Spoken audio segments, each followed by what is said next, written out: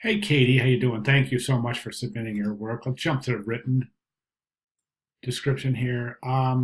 Okay, good. Thank you very much, and thanks for your honesty on that. That I appreciate that. Um, okay. Okay, good job describing your design decisions. Thank you for that. Let's jump over to the work. I love it. I think this is fantastic. I mean, the second I laid eyes on it, I was like, wow, that's a winner right there. That's going to work. I think it's really just a great idea. So I appreciate it.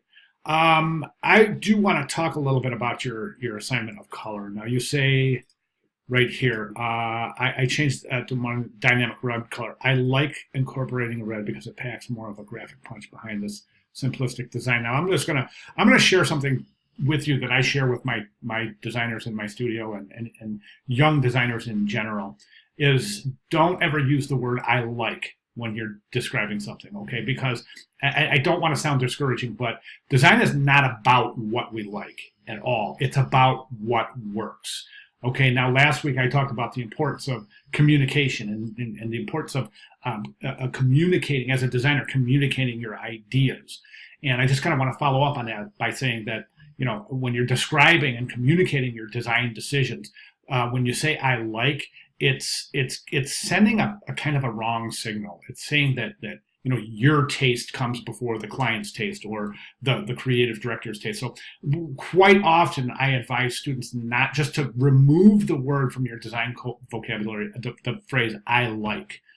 And replace it with I used this because, and then give the reasoning. Okay, so if you say I used red because it packs more of a graphic punch behind the simplistic design, that is more effective than saying I like incorporating red because it packs more of a punch.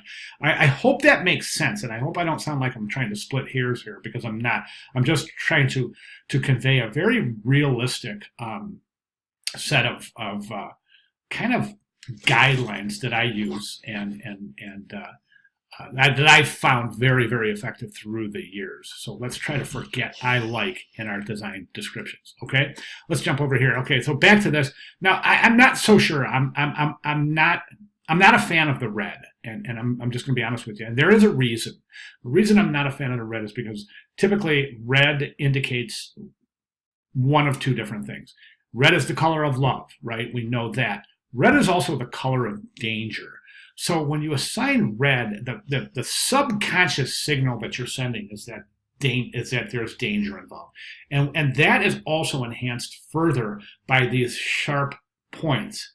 And I'm talking basic visual communications here. These sharp points in the end, in conjunction with the red color, is something that in basic visual communication would definitely indicate danger. I don't think that's the intent here. So therefore, I would recommend that you re-examine your assignment of color.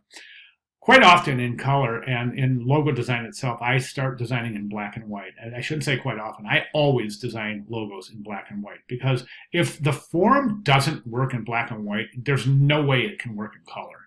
So once form works in black and white, then we assign color. Okay, so the reason I'm saying this is because right now I'd like you to go back and open up your logo, open up your word mark, and then open up this monogram. Take a look at all three as a package and start determining whether colors are working or not. So it may entail reassigning color to the whole system, and that's quite feasible. So if that comes along, go right ahead and reassign color to the branding package itself. Try to be as consistent as you possibly can, of course, right? Okay, so those are my recommendations moving forward. Great job, very good work. And if you have any questions at all, please let me know. Thanks, Katie.